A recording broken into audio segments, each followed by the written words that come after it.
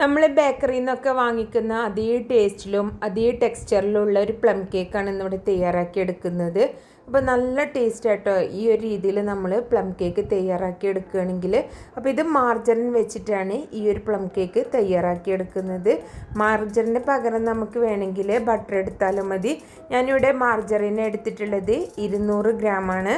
ഈ ഒരു മാർജറിന് നമുക്കൊരു മിക്സിംഗ് ബൗളിലേക്ക് ഒന്ന് മാറ്റി കൊടുക്കുക കേട്ടോ. ഇനി ഇതിലേക്ക് വേണ്ടത് പഞ്ചസാരയാണ്. അപ്പോൾ ഏതാണ്ട് ഒരു 200 ഗ്രാമോളം പഞ്ചസാര എടുക്കുക. 250 ml കപ്പിന് ഏതാണ്ട് ഒരു 1/4 കപ്പോളം പഞ്ചസാര എടുക്കുക കേട്ടോ. അപ്പോൾ ഇത് ചെറുതായിട്ടൊന്ന് പൊടിച്ച ശേഷം കേട്ടോ ഞാൻ ചേർത്ത് കൊടുക്കുന്നത്. അപ്പോൾ മിക്സിയുടെ ജാറിലിട്ടിട്ട് ഒന്ന് പൊടിച്ചെടുത്തിട്ടുണ്ട്. പൊടിച്ചെടുക്കണം നിർബന്ധമൊന്നുമില്ല കേട്ടോ, പെട്ടെന്ന് മിക്സായി കിട്ടാൻ വേണ്ടിയിട്ടാണ് ഒന്ന് ചെറുതായിട്ട് പൊടിച്ചെടുത്തിട്ടുള്ളത്. അപ്പോൾ അതും കൂടെ ഈ മാർജറിലേക്ക് ചേർത്ത് കൊടുത്തിട്ടുണ്ട്. ഇനി ഇത് നന്നായിട്ട് ബീറ്റ് ചെയ്തെടുക്കുകയാണ് ചെയ്യുന്നത്. അതിന് മുന്നായിട്ട് നമുക്ക് ഡ്രൈ ഇൻഗ്രീഡിയൻസ് എല്ലാം തന്നെ ഒന്ന് മിക്സ് ചെയ്തെടുക്കുക കേട്ടോ. ഞാനിവിടെ 200 ഗ്രാം മൈദയാണ് എടുത്തിട്ടുള്ളത്. അപ്പോൾ മാർജറിനും പഞ്ചസാരയും മൈദയും ഒരേ അളവിൽ തന്നെ എടുക്കുക കേട്ടോ. ഇനി 150 ഗ്രാം ആണെങ്കിൽ എല്ലാം 150 ഗ്രാം എടുത്താൽ മതി. ഇതിലേക്ക് 1/2 ടേബിൾ സ്പൂണ് ബേക്കിംഗ് പൗഡർ ചേർത്ത് കൊടുക്കുന്നുണ്ട്. ഇതിൻ്റെ കൂടെ തന്നെ നമുക്ക് 1/2 ടേബിൾ സ്പൂണ് ഗരം മസാല പൗഡറും കൂടെ ചേർത്ത് കൊടുക്കുന്നുണ്ട്. പ്ലം കേക്കിലേക്കുള്ള ഗരം മസാല തയ്യാറാക്കി എടുക്കുമ്പോൾ അതിൽ പ്രധാനമായിട്ടും ഏലം, പട്ട, ഗ്രാമ്പു, ജാതിക്ക, അതുപോലെ തന്നെ ഒരു ചെറിയ പീസ് ചുക്കും കൂടെ ചേർത്തിട്ട് വെയിലത്ത് വെച്ചിട്ടോ അല്ലെങ്കിൽ ചെറുതായിട്ടൊന്ന് ചൂടാക്കി എടുത്ത ശേഷം വേണം കേട്ടോ പൊടിച്ചെടുക്കാനായിട്ട്. അപ്പോൾ ഗരം മസാലയും കൂടെ ചേർത്തിട്ട് നല്ലതുപോലെ ഒന്ന് മിക്സ് ചെയ്തെടുക്കും. മിക്സ് ചെയ്ത ശേഷം നമ്മളിതൊരു അരിപ്പയിലേക്ക് മാറ്റിയിട്ട് ഒന്ന് അരിച്ചെടുക്കും കൂടെ വേണം. അപ്പോൾ ഞാനിതൊരു അരിപ്പയിലേക്ക് മാറ്റി കൊടുത്തിട്ടുണ്ട്. ഇനി ഒന്ന് നല്ലതുപോലെ ഒന്ന് അരിച്ചെടുക്കണം. ഒരൊറ്റ തവണ മാത്രം ഇതുപോലെ ഒന്ന് അരിച്ചെടുത്താൽ മതി കേട്ടോ. അപ്പോൾ ബേക്കിംഗ് പൗഡറിലൊക്കെ എന്തെങ്കിലുമൊക്കെ കട്ട പിടിച്ച് കിടക്കുന്നുണ്ടെങ്കിൽ ഒരു സ്പൂൺ വെച്ചിട്ട് ഒന്നിങ്ങനെ അമർത്തി കൊടുക്കുക. അപ്പോൾ ഗരം മസാലയുടെ ചെറിയ പീസൊക്കെ ഉണ്ട്, അതൊക്കെ മാറ്റി കൊടുക്കുക കേട്ടോ. എന്നിട്ട് സ്പൂൺ വെച്ചിട്ട് ഒന്നും കൂടെ നന്നായിട്ട് മിക്സ് ചെയ്തിട്ടുണ്ട്. അപ്പോൾ ഇതൊന്ന് മാറ്റി വെക്കാം കേട്ടോ. അപ്പോൾ നമ്മുടെ ഡ്രൈ ഇൻഗ്രീഡിയൻസ് ഇവിടെ റെഡി ആയിട്ടുണ്ട്. ഇനി നമുക്കിതിലേക്ക് മീഡിയം വലുപ്പത്തിലുള്ള 4 എഗ്ഗാണ് ഞാൻ എടുത്തിട്ടുള്ളത്. നമ്മൾ നേരത്തെ മാറ്റി വെച്ചിട്ടുള്ള മാർജറിനും പഞ്ചസാരയും കൂടെ നമുക്ക് നല്ലതുപോലെ ഒന്ന് ബീറ്റ് ചെയ്തെടുക്കാം കേട്ടോ. ആദ്യം നമ്മൾ ലോ സ്പീഡിലിട്ടിട്ട് ഒരു 2-3 മിനിറ്റോളം നന്നായിട്ടൊന്ന് ബീറ്റ് ചെയ്തെടുക്കുന്നുണ്ട്. ഇടയ്ക്കിടയ്ക്ക് അടിഭാഗം സ്പാച്ചിൽ വെച്ചിട്ട് ഒന്നിങ്ങനെ ഇളക്കി കൊടുക്കണം കേട്ടോ. ഇനി ഇതിലേക്ക് നമുക്ക് ഓരോ എഗ്ഗ് വീതം ഇങ്ങനെ ചേർത്ത് കൊടുക്കാം. എഗ്ഗ് ചേർത്ത് കൊടുക്കുമ്പോൾ ഒരുമിച്ച് അങ്ങ് ചേർത്ത് കൊടുക്കരുത് കേട്ടോ. ഓരോ എണ്ണം വീതം ഇങ്ങനെ സാവധാനം ചേർത്തിട്ട് വേണം ബീറ്റ് ചെയ്തെടുക്കാൻ. ഇനി നമ്മൾ സ്പീഡ് കൂട്ടിയിട്ട് കൊടുക്കുക കേട്ടോ. അപ്പോൾ നമ്മളിങ്ങനെ ബീറ്റ് ചെയ്തെടുക്കുന്ന സമയത്ത് നമുക്കിതിങ്ങനെ ചെറുതായിട്ട് പിരിഞ്ഞ പോലെയൊക്കെ ഉണ്ടാവും. അപ്പോൾ അത് കാര്യമാക്കേണ്ട, ഇതെല്ലാം കൂടെ മിക്സ് ചെയ്തെടുക്കുമ്പോൾ കറക്റ്റായിട്ട് കിട്ടും കേട്ടോ. അപ്പോൾ ഇനി നമ്മളിത് ഹൈ സ്പീഡിലിട്ടിട്ട് ഒരു 3-4 മിനിറ്റും കൂടെ നന്നായിട്ടൊന്ന് ബീറ്റ് ചെയ്തെടുത്തിട്ടുണ്ട്.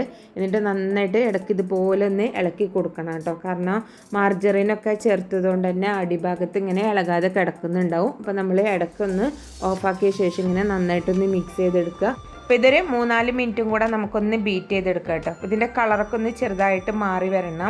അത്യാവശ്യം ഇതിൻ്റെ സൈസ് ഒന്ന് ഡബിളായിട്ട് വരുന്നത് വരെ നമുക്കിത് നല്ലതുപോലെ ഹൈ സ്പീഡിലിട്ടിട്ട് ബീറ്റ് ചെയ്തെടുക്കാം കേട്ടോ. ഇനി ഇതിലേക്ക് നമുക്ക് ഷുഗർ കാരമലൈസ് ചെയ്ത് ചേർത്ത് കൊടുക്കാം. ഷുഗർ കാരമലൈസ് ചെയ്തതിന് പകരം നമുക്ക് വേണമെങ്കിൽ കാരമൽ കളർ ചേർത്താലും മതി. ഞാനിവിടെ ഷുഗർ കാരമലാക്കിയിട്ട് അതാട്ടോ ചേർത്ത് കൊടുക്കുന്നത്. 1/2 കപ്പ് പഞ്ചസാര എടുത്തിട്ടാണ് ഷുഗർ കാരമലാക്കി എടുത്തിട്ടുള്ളത്. അതല്ലെങ്കിൽ നമുക്ക് കാരമൽ കളറ് വാങ്ങിക്കാനായിട്ട് കിട്ടും കേട്ടോ. അതാകുമ്പോൾ 1-2 ടേബിൾ സ്പൂൺ മാത്രം ചേർത്ത് കൊടുത്താൽ മതി. ഇതിപ്പോൾ ഞാൻ 1/2 കപ്പ് ഷുഗർ കാരമലൈസ് ചെയ്തിട്ട് അത് ഫുള്ളായിട്ട് ഇതിലേക്ക് ചേർത്ത് കൊടുക്കുന്നുണ്ട്. കളറിനനുസരിച്ചിട്ട് വേണം കേട്ടോ ചേർത്ത് കൊടുക്കാനായിട്ട്. അതുപോലെ തന്നെ ഇതിലേക്ക് 3 ടൈപ്പ് എസൻസ് കേട്ടോ ഞാൻ ചേർത്ത് കൊടുക്കുന്നത്. 2.5 ml റം എസൻസും അതുപോലെ തന്നെ ഒരു 4 ml പ്ലം എസൻസും ഒരു 2.5 ml വാനില എസൻസും ആയിട്ട് ഇതിലേക്ക് ചേർത്ത് കൊടുക്കുന്നത്. അപ്പം നമുക്ക് ഇനി ബീറ്റ് ചെയ്തുകൊണ്ടിരിക്കുന്നതിലേക്ക് നമുക്ക് ആദ്യം തന്നെ ഷുഗർ കാരമലാക്കി എടുത്തതാണ്, അത് ഇതിലേക്ക് കുറേശ്ശെ ചേർത്ത് കൊടുക്കുന്നുണ്ട്. 1/2 കപ്പ് ഷുഗർ എടുത്തിട്ടാട്ടോ ഞാനിവിടെ കാരമലാക്കി എടുത്തിട്ടുള്ളത്. ഇത് ഫുള്ളായിട്ട് ഇതിലേക്ക് ചേർത്ത് കൊടുക്കുന്നുണ്ട്. അപ്പോൾ ഇത് അത്യാവശ്യം നല്ല കളർ കിട്ടും കേട്ടോ. ഇതിലും കൂടുതൽ കളർ കിട്ടണമെന്നുണ്ടെങ്കിൽ കാരമൽ കളർ ചേർത്ത് കൊടുക്കുന്നതാവും നല്ലത്. കാരമൽ കളറാണ് ചേർത്ത് കൊടുക്കുന്നെങ്കിൽ ചിലപ്പോൾ നമുക്ക് 1-2 ടേബിൾ സ്പൂണൊക്കെ ചേർത്ത് കൊടുത്താൽ തന്നെ നല്ല കളർ കിട്ടും കേട്ടോ. ഇനി എസൻസ് ചേർത്ത് കൊടുക്കുക. 2.5 ml റം എസൻസും 4 ml പ്ലം എസൻസും അതുപോലെ തന്നെ 2.5 ml വാനില എസൻസും കൂടിയാണ് ഞാൻ ചേർത്ത് കൊടുക്കാറുള്ളത്. അപ്പോൾ നല്ല ടേസ്റ്റ് ആയിട്ടോ ഇത് 3 എസൻസും കൂടെ ചേർത്ത് കൊടുക്കുമ്പോൾ. പിന്നെ നമ്മളിതിലേക്ക് ഓറഞ്ച് എസൻസ് ഒന്നും ചേർത്ത് കൊടുക്കേണ്ട ആവശ്യമില്ല. എസൻസും കൂടെ ചേർത്തിട്ട് നന്നായിട്ട് ബീറ്റ് ചെയ്തെടുത്തിട്ട് എടുത്തിട്ടുണ്ട്. ഇനി നമുക്കിതിലേക്കായിട്ട് 1.5 ടേബിൾ സ്പൂണ് നെയ്യും അതുപോലെ തന്നെ 1.5 ടേബിൾ സ്പൂണ് മിൽക്ക് മെയ്ഡും കൂടെ ചേർത്ത് കൊടുക്കാം കേട്ടോ. അപ്പോൾ ഇതും കൂടെ ചേർത്ത് കൊടുക്കുമ്പോൾ ഒന്നും കൂടെ നല്ല ടേസ്റ്റ് ആട്ടോ ഈ ഒരു കേക്കിന്. അതും കൂടെ ചേർത്തിട്ട് നമുക്ക് ഒന്നും കൂടെ മിക്സ് ചെയ്തെടുക്കുന്നുണ്ട്. അപ്പോൾ എല്ലാം കൂടെ ഒന്നും കൂടെ നന്നായിട്ട് ബീറ്റ് ചെയ്ത് എടുത്തിട്ടുണ്ട്. ഇപ്പോൾ നമ്മൾ നോക്കി കണ്ടോ നല്ല സ്മൂത്ത് ബാറ്ററായിട്ട് കിട്ടിയിട്ടുണ്ട് കേട്ടോ. അപ്പോൾ നന്നായിട്ടൊന്ന് മിക്സ് ചെയ്തെടുത്തിട്ടുണ്ട്. ഇനി നമുക്ക് മിക്സ് ചെയ്ത് വെച്ചിട്ടുള്ള ഡ്രൈ ഇൻഗ്രീഡിയൻസ് ചേർത്തിട്ട് നന്നായിട്ട് മിക്സ് ചെയ്തെടുക്കാം കേട്ടോ. അപ്പോൾ ഡ്രൈ ഇൻഗ്രീഡിയൻസ് ചേർത്തിട്ട് സ്പാച്ചിൽ വെച്ചിട്ട് ഒന്ന് മിക്സ് ചെയ്തെടുക്കണം. അതിന് ശേഷം വേണം കേട്ടോ ലോ സ്പീഡിലിട്ടിട്ടൊന്ന് മിക്സ് ചെയ്തെടുക്കാനായിട്ട്. അത് നമ്മൾ ലോ സ്പീഡിലിട്ടൊന്ന് മിക്സ് ചെയ്തെടുക്കുക. അതിനുശേഷം ഒന്നും കൂടെ അതിൻ്റെ അടിഭാഗമൊക്കെ ഒന്ന് നന്നായിട്ടൊന്ന് ഇളക്കി കൊടുക്കണം കേട്ടോ. ഇനി നമുക്ക് ഇതെല്ലാം കൂടെ 1 മിനിറ്റും കൂടെ നന്നായിട്ടൊന്ന് ബീറ്റ് ചെയ്തെടുക്കാം കേട്ടോ. അപ്പോൾ 1 മിനിറ്റ് ബീറ്റ് ചെയ്തെടുത്തിട്ടുണ്ട്. ഇനി ഇതിലേക്ക് നമ്മൾ സോക്ക് ചെയ്ത് വെച്ചിട്ടുള്ള ഡ്രൈ ഫ്രൂട്ട്സിൻ്റെ മിക്സ് ചേർത്ത് കൊടുക്കാം കേട്ടോ. ഏതാണ്ട് ഒരു 450 ഗ്രാമോളം സോക്ക് ചെയ്തിട്ടുള്ള ഡ്രൈ ഫ്രൂട്ട്സ് ആട്ടോ ഇതിലേക്ക് ചേർത്ത് കൊടുക്കുന്നത്. ഡ്രൈ ഫ്രൂട്ട്സ് സോക്ക് ചെയ്ത് നമ്മൾ എത്ര ചേർത്ത് കൊടുക്കുന്നോ അത്രയും നല്ല ടേസ്റ്റ് ആയിരിക്കും കേട്ടോ. എന്നിട്ട് ഒന്നും കൂടെ ഇതെല്ലാം തന്നെ ബീറ്റ് ചെയ്തെടുത്തിട്ടുണ്ട്. അപ്പോൾ ഇത് കുറച്ച് തിക്കായിട്ടുള്ളൊരു കൺസിസ്റ്റൻസി ആട്ടോ ഈ ഒരു ബാറ്ററിന് ഉണ്ടാവുക. നമ്മൾ എത്രത്തോളം ഡ്രൈ ഫ്രൂട്ട്സ് ചേർത്ത് കൊടുക്കുന്നോ അത്രയും ടേസ്റ്റ് ആയിരിക്കും.